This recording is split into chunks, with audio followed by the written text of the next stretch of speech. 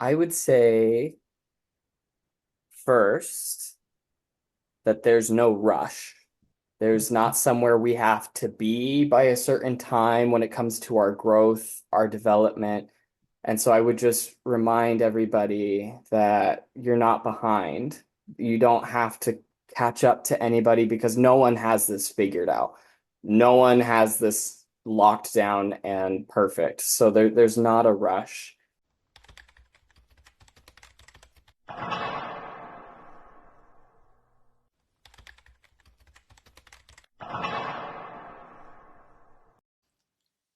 My dear viewers, welcome back to another episode filled with inspiration and insight.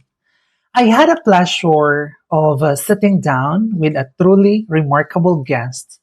His name is Jacob Knight, all the way from Bremerton, Washington, D.C.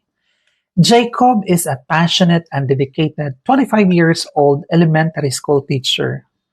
For the past 4 years, he has been shaping young minds in the fifth grade, teaching all the subjects with a heart full of purpose. Right now, as of this recording, Jacob is enjoying a well deserved summer break, taking time to recharge before the new school year begins. Jacob's story goes far beyond the classroom. Growing up in a Christian household that wasn't always affirming, he faced significant challenges. His journey with anxiety and depression has been deeply tied to his environment. Yet, he has emerged stronger, turning those battles in a powerful force for good. Join me, my dear viewers, as we explore Jacob's journey, his passion for teaching, and the lessons he learned along the way. This conversation promises to be one of hope, resilience, and inspiration. So stick around because you won't want miss a single word. So without further ado, let's proceed with this insightful conversation. Yeah, so I would like to say thank you so much for joining here today. So to start, can you please share us a bit about yourself, where you from, who you are, and what you are currently into? Yeah. So my name is Jacob Knight. I am from Bremerton, Washington, so it's really close to Seattle, in Washington State. I am an elementary school teacher. So for the last 4 years, I've been teaching fifth grade, all subjects. And so I'm currently on summer break. So I'm trying to relax and rest a whole lot before the school year starts again. So yeah, Yeah, so welcome to our thank channel. you. And yeah, you mentioned to me that you are coming from a non-affirming family, right? Mhm. How has your upbringing shaped of who you are today? Oh, that's a great question. Um, it shaped me in a lot of ways. There's some of those are positive and some of those are not so positive. I would say I'll start with one of the positives. My upbringing, my mom was incredibly spirit-led and in tune kind of with the spiritual realities of the Christian faith. And I always seemed to resonate with her a lot more than my dad. My dad's approach to Christianity was very religious, very kind of rule oriented, and all about doing and looking the right way. And so I'm really thankful that I had my mom's version of Christianity to kind of connect with throughout my upbringing. Um, so I would say that's a positive way Right. that shaped me.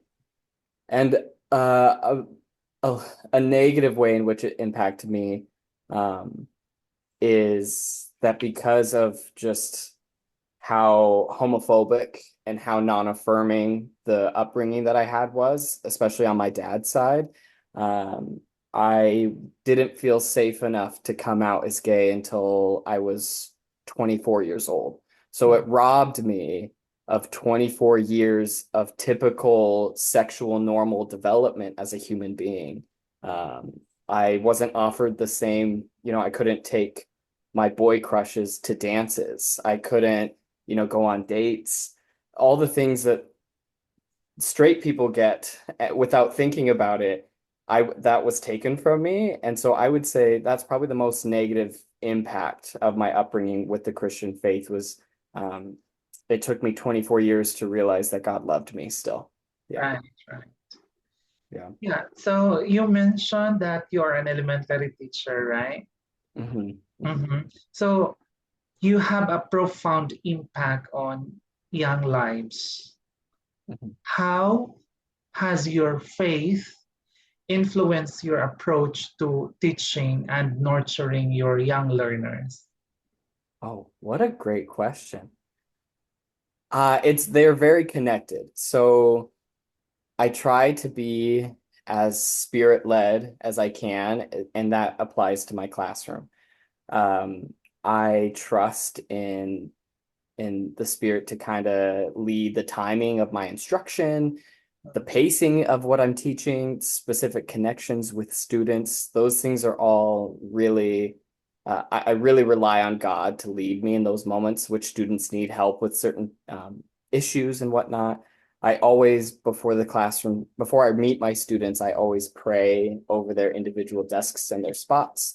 And I spend a lot of time with the list of students before I ever meet them, just kind of praying and trying to connect with them and what God has for them prior to meeting them. So they're really intertwined. And I don't tell a lot of people that, but those Right. two are really connected. Yeah, So it's like in your teaching, really God is the center, absolutely.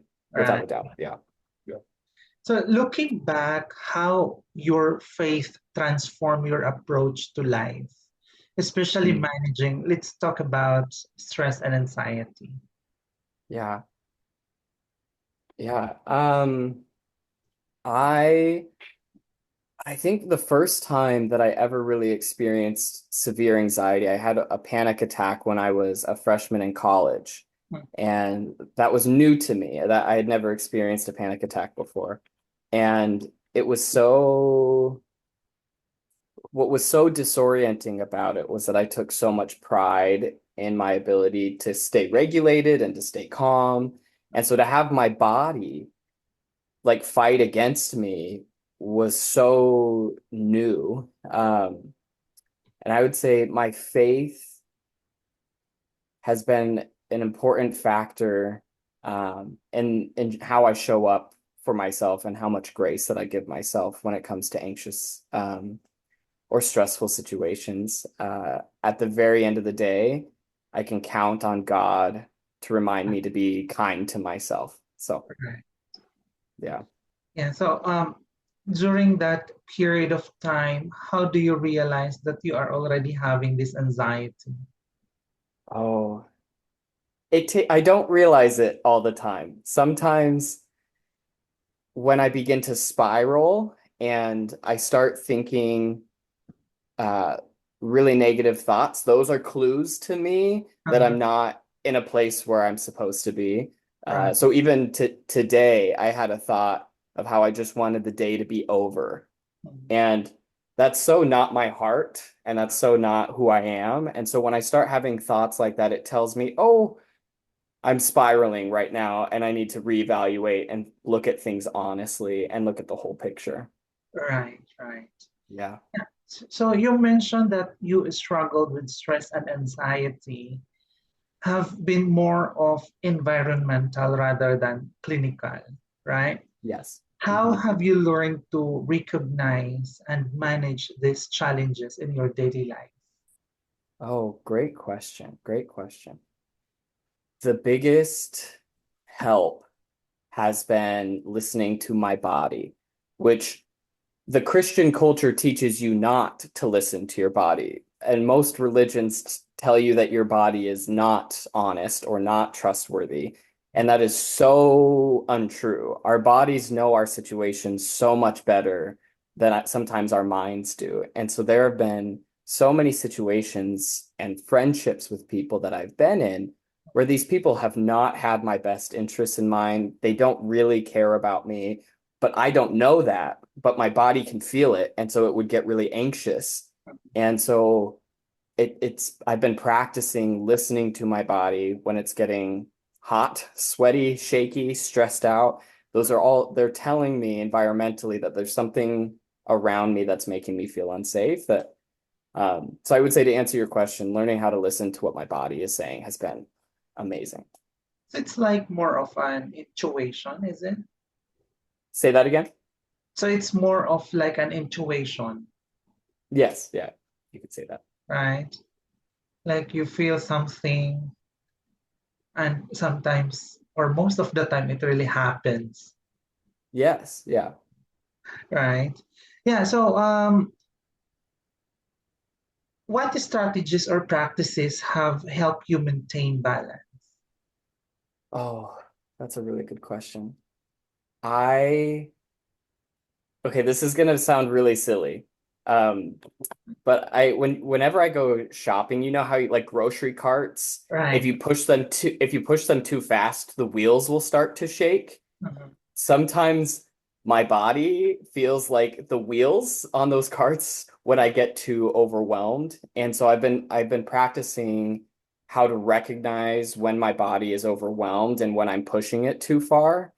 And and then I've made a list of the things, the practices that I do to calm my body down, and that's a nap, that's removing myself from an environment or a situation, a shower or a bath. Journaling has been really helpful. Um, yeah, it's just stopping and slowing down has been so helpful for those situations. Right. Thank you. For personal growth and development, it's an ongoing journey, right? So, how do you continue to grow in a holistic approach? Oh, in regards to stress and anxiety, or just in general? Just in general, and if you could relate it to managing the stress and anxiety as well. Yeah. Um, that's a really good question. I regularly journal and reflect and I pray. And sometimes my friends tell me that I reflect maybe too much. Um, but I think about past versions of myself. So I'm regularly having these pretend conversations with myself from a week ago or myself from a year ago, and having these kind of fake pretend conversations with other versions of myself helps me to see that I'm making a lot of growth and that I'm Right. actively achieving all the things that I've wanted to. And one of the things I check in with my past selves is how we're managing our stress and anxiety. And I also have an app that I check in with every day, and it's really cool because it shows me my mood for the last months, so a handful of months, so I can actually track the progress that I'm making too. It's been really interesting. Is it a free application? Yeah, it's called, let me see if I have it real quick. Whoops. Oh, yes, it's right here. It is called Finch. It's Finch.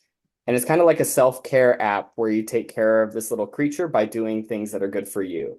And it Okay. keeps track of all of those things. Yeah. Yeah, okay. Yeah, and that's really good. It's like you are really having a self-aware, right? Yeah. Yeah. And that's really help. It really helps for us to stay focused. So, Yes. what advice would you give to someone who is hesitant to seek for professional mental health care or guidance, especially if they are struggling with anxiety and depression in an environment that may not be supportive? Mm. Oh, what a good question. I think the most important thing is being honest with yourself about who are safe people and who are not safe people. And it's okay to acknowledge that some people that we really want to have relationships with aren't actually safe or best for us. And I think taking inventory and being honest with ourselves about who those people are is a great first step. I would also say be kind to yourself. And if you can get out of unhealthy environments, get out of them as quickly as you can. If you're stuck in an environment that's unhealthy, just really make sure that you're taking care of yourself, going to therapy if you can, having good support networks. These are all things that have saved my life. So yeah. You mentioned about support network. How do you be able to approach them in such a way? Because when it comes to mental health issues, even we are now in the modern era, yet this kind of issues still kept hidden. Mm, oh, what a great point. I think for me, I have found that the things that feel heavy, they feel heavy because I'm hiding them. I'm not actually hiding them because they're heavy. They're only heavy because I haven't shared them out loud yet. And they're only harmful because I haven't communicated or confessed them to other people. So that's been my life motto is we don't hide things because they're heavy. They're heavy because they've been hidden for so long. That's a great one. Personally, how did you overcome your doubts or fears about opening up yourself and reaching out for help? Wow. What a good question. These are really good questions. It takes a lot of humility and it takes a real it's a punch to the gut of our pride, my pride, to lean on people and to receive support and love from people. And I started looking at that as a way of challenging myself to grow by letting people help me. Like that could be something that I could get stronger in Right, by asking for help more frequently. Yeah. right. Yeah. Because we do believe that we can be better with the help of Mm, others. Right. absolutely. Yes. Are there any personal rituals or mindfulness practices that have become essential in helping you manage anxious moments? Yes. You Kind mentioned of your pre application. Yes. So preemptively, before I get into a stressful situation, I one of my rituals is every night I write myself a letter for the next day. And I try to listen to the spirit and give like a prophetic word for that day. And then I also print out a devotional and I kind of set up this little meditation area so that way it's waiting for me when I wake up. So Right. then when I wake up, I come and I kind of connect back with all my spiritual practices. So that's a preemptive way. Um, and then when a situation is happening or when I feel myself getting stressed, I try really hard to journal and express it and voice it. But sometimes it's such an obvious thing to do. Like I know I should journal. I know I should talk about it. I know I should get it out. But for some reason, it always seems like I should, it always seems like a new, I should have done that. Uh, Because then when I do it, I feel so much better. Uh, so it's being kind to myself, letting myself feel whatever I'm feeling, and then doing my best to try and journal and express it and get it out. yeah. Yeah. So, what is one piece of advice you would give to someone who feels like they are struggling, they feel lost or uncertain to find a Mm. direction or purpose in life? Wow, what a beautiful question. I would say first that there's no rush. There's not somewhere we have to be by a certain time when it comes to our growth, our development. And so I would just remind everybody that you're not behind. You don't have to catch up to anybody because no one has this figured out. No one has this locked down and perfect. So there's not a rush. And I would say this is for me, and so I'm kind of applying this to advice. Mm. For me, I've found that joy and fulfillment are often holding hands with my grief and my sadness. And so there's so many times where I've turned off the light because I don't want to look at the grief, the sadness, and the pain. But when I do that, I'm also turning off the light to joy and fulfillment because they're holding hands with those things. They're all connected. So for me, it's been embracing the grief and embracing my trauma and embracing my feelings. And that is almost kind of waking me up to joy and fulfillment. And I think that's true for just everybody in general. Right, right.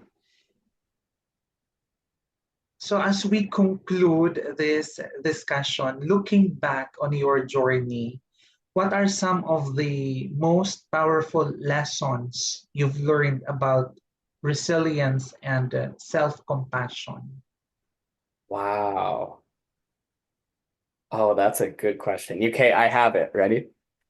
It's in moments where I'm being hard on myself. The the easier thing to do, the easy way to go out is to beat myself up and to be hard on myself. That's easy.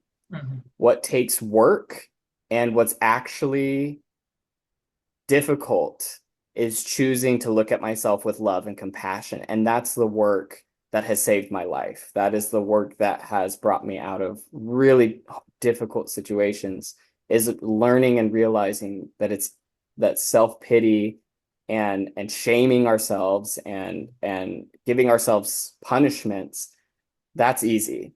But looking at ourselves with love, that takes work and it's hard work, but it's so worth it. And it saved my life, truly. Right. I can really feel the positiveness in you and Mm. what keeps you inspired and hopeful even during the tough times. Oh, I would say it's Yahweh. It's God. Mhm. Uh, God's God is my promise keeper, and that is the core of my hope and my optimism. Is he always does what he says he's going to do, and so that keeps me hopeful. That keeps me moving forward because I've seen him fulfill the promises in my life. So I've come to learn that he'll continue to do that. Right, Yeah. right. For future plans and contacts, if there is something you are particularly excited about, maybe project, events, or personal goal, Mhm. and if our viewers want to connect with you to learn more about you, Mhm. how are they going to, or what is the best way for them to reach you out? Yeah, so I have an Instagram and then they can also email me. So I'm happy to give my email if that's okay. Yes. So my email is Jacob, dot Eli, Knight, @gmail.com. I would love to have a conversation about it. And then my Instagram is the same, but just without the gmail.com. So it's just jacob.eli.knight. Yeah. Right. So to finally end this talk, I would like you to share a prayer with our viewers. Perhaps something that is that has brought you peace or strength during difficult times, or a prayer for who may be going through similar situation. Yeah. Oh wow. No one's asked me to pray in a really long time. That I would love that. Yeah. Um, okay, I will, absolutely. Um, God, I just want to lift up every person that's watching this video, every person that feels drawn to this and connected. There are no coincidences. There are no random chances. Everything is meant to be. And so I just pray that for anybody watching this video, that they can stop and have the ability to look upon themselves with the same compassion that you look at us with, and to just feel the peace and the love and the gentleness that comes from your eyes. And I pray that we learn that harshness and shame are not experiences that we're supposed to live with. They're not supposed to be how we view ourselves. And it doesn't work out for anybody. And so I just lift up all of these people watching this video, that their eyes can soften towards themselves and their hearts can really just receive just even a fraction of self-compassion. Because for me, that has been what saved my life out of anxiety. So Yahweh, in Jesus' name, I just pray this prayer over everybody, that they can look at themselves with softness and tenderness as you look at us. Amen. Amen. My dear viewers, in conclusion, Jacob's story offers us profound lesson on resilience, faith, and the importance of self-awareness. Growing up in a non-affirming family was challenging, shaping Jacob both positively and negatively. On the positive side, Jacob's mother's spiritual guidance played a crucial role in shaping his beliefs, teaching him the importance of being in tune with the spiritual realities of life. This connection to his mother's faith has allowed Jacob to resonate deeply with his Christian values and to apply them in the meaningful ways. The influence has been a guiding force in his life, particularly in his role as a teacher. He creates a classroom environment centered on God's love and wisdom. However, the negative impact of his family lack of affirmation was deep. For many years, Jacob felt unable to express his true identity, which delayed his emotional and personal development. Jacob struggled with the fear of revealing his true self, which led to conceal his gender identity. It wasn't until he was 24 years old that Jacob fully embraced who he is and realized that God's love for him was unwavering, regardless of what others thought. This realization, my dear viewers, is a powerful reminder for all of us that we are loved and accepted by God just as we are. Jacob's experiences with anxiety also offer valuable insights. When he encountered severe anxiety for the first time as a college freshman, it was a disorienting experience that challenged his ability to stay calm and regulated. For him, it was a wake up call, showing him the importance of listening to his body and understanding the environmental factors that triggered his anxiety. Jacob's journey teaches us that it is essential to recognize when we are pushing ourselves too much or too far. We have to develop coping strategy and to practice self-care, whether through prayers, journaling, or simply taking a break. Jacob advice for those who may be struggling in unsupportive environment is particularly powerful. It is compassionate and wise. He give emphasize the importance of identifying safe people in our life and being honest to ourselves about those who are not. He encouraged those in unhealthy environment to seek help like therapy, build a support network, and prioritize self-care. He acknowledged that asking for support can be difficult, especially when we've been taught to be a self-reliant or when we fear judgment from those around us. But Jacob's message is clear. Seeking help is not a sign of weakness, but a strength. It is a necessary step in our journey toward healing and growth. Jacob reminds us that there is no rush in our journey of growth and development and finding our purpose. We are not behind.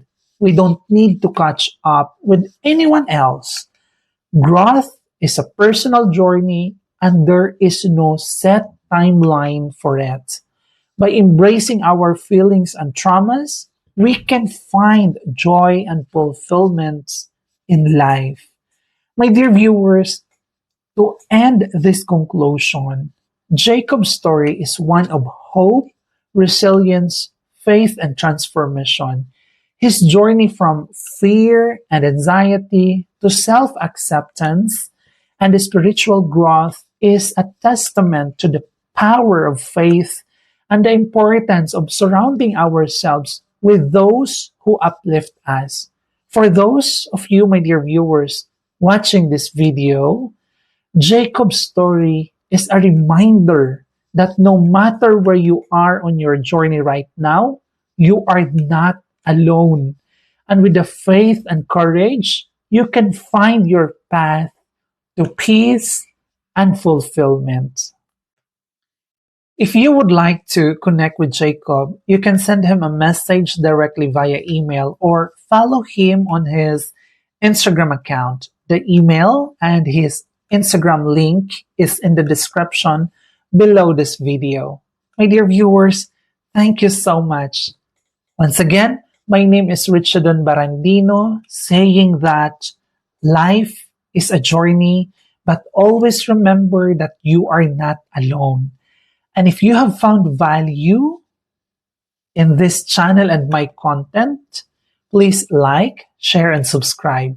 Follow my social media account on LinkedIn, YouTube, Facebook, Instagram, and TikTok. Thank you so much once again, my dear viewers. God bless us all.